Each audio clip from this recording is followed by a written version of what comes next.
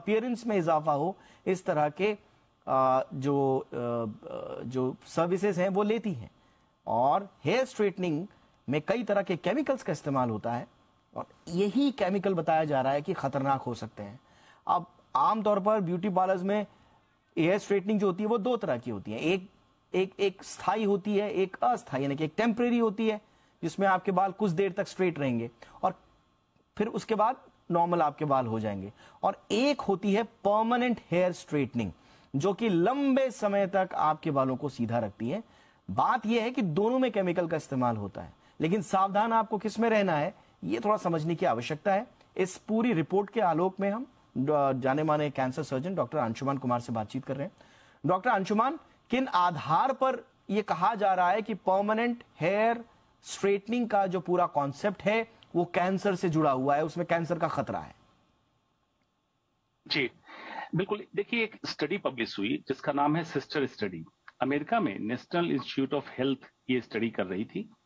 उनको कुछ ऐसा शक हुआ कि कई महिलाओं ने कंप्लेन ऐसी दर्ज की जिसके लिए लॉ सूट भी फाइल हुआ वहां कि हमारे लाइफस्टाइल में ऐसी कोई समस्या नहीं है, ओबेसिटी मतलब मोटापा नहीं है, कोई हम केमिकल का इस्तेमाल नहीं करते हैं, लेकिन हमें कैंसर क्यों हुआ।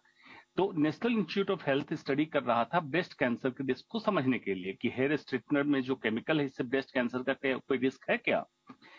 उसका रिस्क तो पता चला ही चला।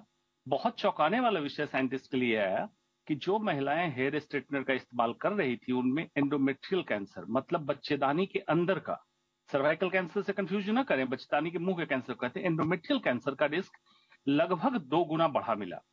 फिर साइंटिस्ट ने यह रिसर्च किया ऐसा क्यों हुआ। उसमें जो केमिकल मिले एस्ट्रोजन लाइक एक्टिविटी थी, जो महिलाओं के अंदर हार्मोन होता है जिसके कारण बच्चेदानी का कैंसर और स्तन कैंसर का रिस्क बढ़ता है, इस तरह का प्रोडक्ट मतलब उस तरह का एक्ट करने वाला प्रोडक्ट मिला। साथ में फॉर्मल्डिहाइड, कुछ मेटल्स और बिस्फेनॉल ए एक केमिकल है जो भी कैंसर के लिए डायरेक्टली रेस्पॉन्सिबल है। ये सारे तत्व मिले, उसका लिंक जोड़ा गया। अक्टूबर में ये स्टडी पब्लिश की गई जो हमारा जर्नल है कैंसर जर्नल में, अक्टूबर 2022 में पब्लिश हो गई स्टडी। फिर लॉ सूट में अमेरिका ने जो भी अभी एक्शन लिया है और कुछ डिस्कशन चल रहा है। बिस्फेनॉल ए हमारे आम जिंदगी में प्लास्टिक में भी मौजूद है, ये भी शायद बहुत दर्शकों को नहीं पता होगा, उससे भी कैंसर का रिस्क होता है। एब्सोल्युटली। और मैं पढ़ रहा हूं सर कि ये स्टडी दरअसल इसलिए की जा रही थी ताकि ये जो केमिकल्स हैं और ब्रेस्ट कैंसर के लिंक को ढूंढा जा सके, लेकिन पता चला कि दूसरे तरह के कैंसर भी हैं। तो क्या ये सिर्फ जो कैंसर आप जिनका जिक्र कर रहे हैं उन्हीं कैंसर का है या खतरा दूसरे कैंसर का भी है सर? जी, इसमें 3 कैंसर का मेन खतरा पाया गया। हेयर स्ट्रेटनर की खास बात मैं बता रहा हूं। स्तन का कैंसर जिसको ब्रेस्ट कैंसर कहते हैं, बच्चेदानी का कैंसर जिसको यूट्राइन कैंसर आम भाषा में, टेक्निकल में एंडोमेट्रियल कैंसर कहते हैं, और पुरुषों में प्रोस्टेट कैंसर का भी रिस्क उसी से लिंक किया गया। तो 3 कैंसर हो गए, लेकिन उसमें देखा गया कि किनमें ये ज्यादा हुआ, तो अमेरिकन ब्लैक्स में ज्यादा हुआ। ब्लैक्स में बाल कर्ली होते हैं, घुंघराले बाल जिसको कह सकते हैं। उनमें एक बहुत बड़ा स्टिग्मा बना हुआ था कि स्ट्रेट हेयर ही सुंदरता का प्रतीक है, और वो हेयर स्ट्रेटनर बहुत ज्यादा इस्तेमाल करते थे, मतलब साल में लगभग 4 बार टेम्पररी या कुछ लोग परमानेंट हेयर स्ट्रेटनर इस्तेमाल कर रहे थे। दोनों में रिस्क बढ़ा मिला। तो पहले इन्होंने सोचा साइंटिस्ट ने कि शायद ब्लैक में कैंसर का रिस्क हेयर स्ट्रेटनर से ज्यादा है, लेकिन बाद में देखा गया ऐसा नहीं है। हेयर स्ट्रेटनर का कितना इस्तेमाल किया गया है इससे रिस्क ज्यादा, इसलिए ब्लैक में ज्यादा हुआ।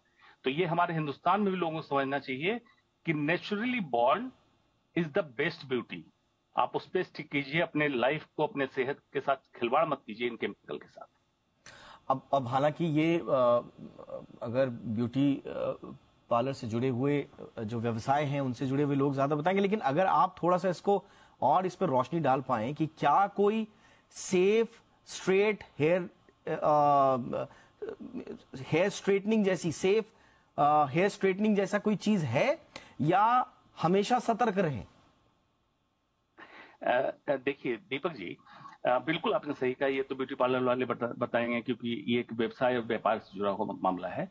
लेकिन philosophy of life, medical science की थ्योरी दोनों ये बताती है कि इंसान जैसा पैदा हो, जिस कलर कॉम्प्लेक्शन के साथ, जिस हेयर के साथ, जिस टेक्सचर के साथ, जिस हाइट के साथ, वो उस इंसान के लिए बेस्ट ब्यूटी है। नंबर 1, जिस रीजन में पैदा हो वो रीजन उसके लिए बेस्ट है। इसीलिए कहा जाता है रीजनल खाओ और सीजनल खाओ, ताकि आपके बॉडी को सूट करे। तो स्ट्रेट करने की परंपरा चली, या कलर कॉम्प्लेक्शन की परंपरा चली कि व्हाइट जो दिखता है, सफेद जो दिखता है, गोरा दिखता है, वही सुंदर होता है। उसमें रिसेंटली आपने सुना होगा एक फेयरनेस ब्यूटी प्रोडक्ट से एक घर में माँ, 2 बच्चियों, तीनों का किडनी फेल हुआ। बाद में पता चलेगा उसमें मरकरी की मात्रा बहुत ज्यादा थी फेयरनेस क्रीम में, जिसके कारण ही हुआ। तो बेहतर मेरे सलाह में यह है कि बेवजह के ब्यूटी प्रोडक्ट का इस्तेमाल ना करें। तो क्या करें आप? नेचुरली अवेलेबल सारी चीजें जो हमारे एंशियंट कल्चर में मेहंदी का इस्तेमाल और सारी चीजें जो नेचुरल प्राकृतिक सोर्स से आता था, उसका इस्तेमाल करें, आपके लिए सेफ है। ये आपने सही बोला, और हमने इनफैक्ट इन दोनों इश्यूज को कवर किया जो कुछ दिनों पहले, जो त्वचा का गोरा करने का, और इसमें हमारे शो में भी साफ बात उभर कर सामने आई, जो सर कह रहे हैं कि जो नेचुरल ब्यूटी है, जो आपका जो प्राकृतिक रूप है, वही सर्वोत्तम है। और इस बात को स्वीकार करने में कोई शर्म नहीं होनी चाहिए। लेकिन जो हमारे सोसाइटी में जो ये तरह तरह की जो ये अवधारणाएं बना दी गई हैं, अब इनसे पार पाने में थोड़ा समय तो लगेगा, लेकिन लोगों को ये समझ में आ रहा है कि धीरे धीरे हम समाज को, अगर एक परिपक्व समाज के रूप में आगे बढ़ना है, एक मैच्योर समाज के रूप में आना है, तो इस तरह की दकियानूसी और बचकानी चीजों से हमको बाहर निकलना चाहिए। लेकिन एक इंपॉर्टेंट चीज है सर, अब हेयर स्ट्रेटनिंग जो है वो कर्ली हेयर का तो कॉन्सेप्ट में ठीक है, मैं समझ सकता हूं, लेकिन मैं देख रहा हूं आजकल आम महिलाएं भी जो हैं, जिनके बाल हेल्दी हैं और कमोबेश इतने ज्यादा कर्ली भी नहीं है, उनको भी खास मौकों पर बाल पूरी तरह से स्ट्रेट करने की आदत रहती है। तो अब ये जैसा हम बता रहे थे रिपोर्ट में कि 2 तरह से, एक तो आप नॉर्मल करते हैं जिसमें आप अपना बालों को आयन कर देते हैं, जिसमें 1-2 घंटे, 2-4 घंटे के लिए आपके बाल स्ट्रेट हो जाते हैं, और दूसरा ये जो परमानेंट हेयर स्ट्रेटनिंग का कॉन्सेप्ट है। तो आप एक चिकित्सक, एक डॉक्टर होने के नाते कुछ सलाह देंगे कि किन बातों का ध्यान रखना है, किन का नहीं रखना है, या आप कहेंगे कि नहीं, कंप्लीटली अवॉइड कीजिए केमिकल का इस्तेमाल बालों पर? जी बिल्कुल। देखिए, परमानेंट हेयर स्ट्रेटनर जिसकी बात कह रहे हैं, वो भी इन एक्चुअल सेंस परमानेंट नहीं है। 4-5 महीने की उसकी लाइफ होती है, वापस आपको कराना पड़ता है, जिसमें केमिकल का इस्तेमाल होता है। जो आपने टेम्पररी बात बताई 2-3 घंटे के लिए आयरन की तरह, या प्रेस करके, या स्टीम से, जैसे भी आप हेयर स्ट्रेटन करते हैं, उसमें एज सच कैंसर जैसा या किसी खतरनाक बीमारी जैसा रिस्क तो नहीं है। लेकिन बाल के ऊपर केराटिन, जिसके कारण बाल आपका शाइनी, ब्लैक, ब्राउन, ब्लोंड, जो भी कलर है दिखता है, मतलब हेल्दी बाल दिखते हैं, ये उसको डैमेज करता है, केराटिन को। उसके डैमेज के कारण आपका जो स्प्लिट हेयर एंड या बाकी सारी समस्याएं, बालों का कम घना होना या बालों का झड़ना, ये शुरू हो जाएगा। तो जिस सुंदरता के लिए आप कर रहे थे, उस पे आघात पहुंचाता है। केमिकल ऑब्वियसली लॉन्ग टर्म पहुंचाएगा, लेकिन ये शॉर्ट टर्म पहुंचाएगा।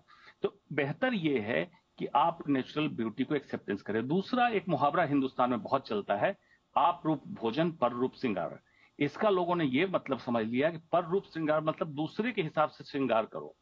तो मर्दों को भी या बाकी औरतों को भी ये सोचना चाहिए कि नेचुरली ब्यूटी को एक्सेप्ट करे, ना कि पार्टी में महिलाएं बेवजह सब कॉन्शियस लेवल पे इन्फ्लुएंस होके आए कि स्ट्रेट हेयर ही ब्यूटी का प्रतीक है। इसको दिमाग से निकाल दें। बिल्कुल, और एक तरह का एक डाउट पैदा कर दिया जाता है। हमने देखा इंस्टाग्राम पे लोग, बच्चे खास तौर से, अपने लुक्स को लेकर सेल्फ क्रिटिसिज्म में रहते हैं, डाउट में रहते हैं।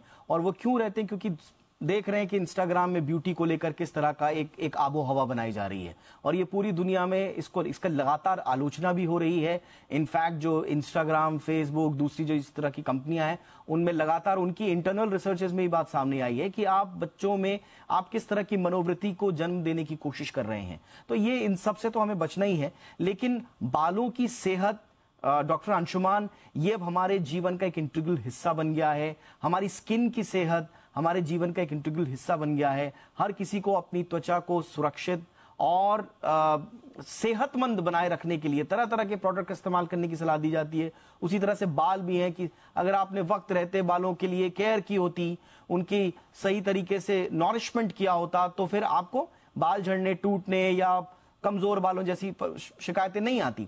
तो फिर ऐसे में क्या करे इंसान? क्या सिर्फ हर्बल हो जाए?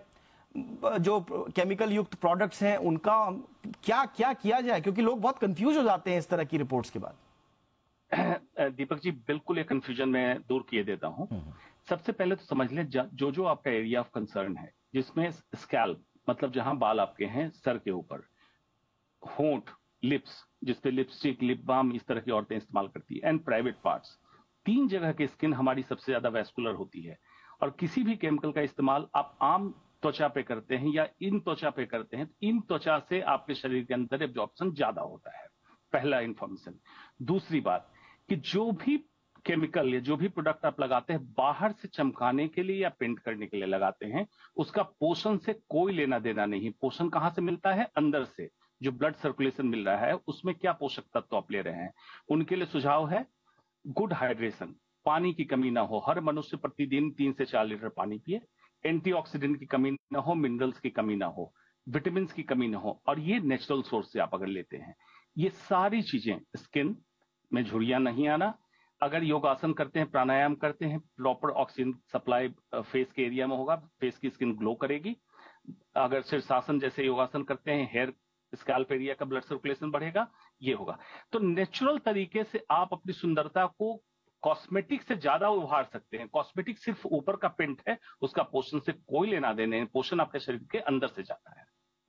बहुत इंपॉर्टेंट बात आपने बोली, और मुझे लगता है कि बॉटम लाइन यही है, आज की चर्चा का सार यही है कि आप सेहत की, नॉरिशमेंट पर जरूर ध्यान दें, अपने बालों की, अपनी त्वचा की सेहत पर जरूर ध्यान दें, लेकिन जो आंतरिक नॉरिशमेंट जो है, जो न्यूट्रिशन आपको अंदर से मिलना चाहिए, जो अंदरूनी मिलना चाहिए, उसका सब्स्टिट्यूट बाहरी प्रोडक्ट्स नहीं हो सकते, और वो आपके लिए खतरनाक भी है। उसके लिए क्या करना है? ज्यादा चिंता नहीं करनी है, स्ट्रेस से दूर रहना है, अच्छी लाइफस्टाइल अपनानी है, हाइड्रेशन का इस्तेमाल करना है। डॉक्टर अंशुमान और हम इस पर बहुत बार चर्चा भी कर चुके हैं। तो कुल मिलाकर थोड़ा सतर्क रहने की आवश्यकता है, और थोड़ा सा सोच भी बदलनी होगी हमें अपने ब्यूटी और खुद के बारे में, जो ब्यूटी का पूरा आइडिया है उसके बारे में भी सोच बदलनी होगी, इंडिविजुअल्स को भी और सोसाइटी को भी। बहुत बहुत शुक्रिया डॉक्टर अंशुमान, आपने वक्त निकाला हमारे दर्शकों के लिए। Thank you so much.